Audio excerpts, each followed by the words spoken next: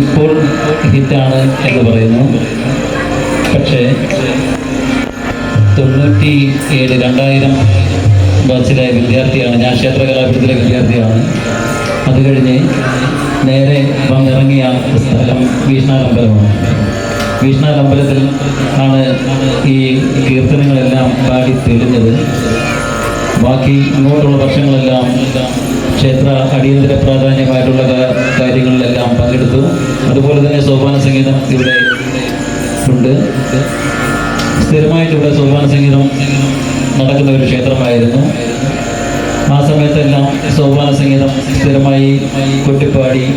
അങ്ങനെ ഈ കീർത്തനം നേരത്തെ, അത് വർഷങ്ങൾക്ക് മുമ്പേ ഇവിടെ പാടി തെളിഞ്ഞ ഒരു കീർത്തനമാണ്. അത് വീണ്ടും ഇവിടെ ഈ വേദിയിൽ അവതരിപ്പിക്കാൻ എനിക്ക് ഒരവസരം വരികയാണ്. വളരെ സന്തോഷം.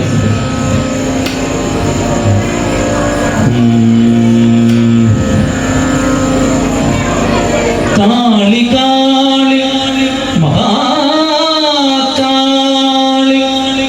കാലകാല പ്രിയങ്ക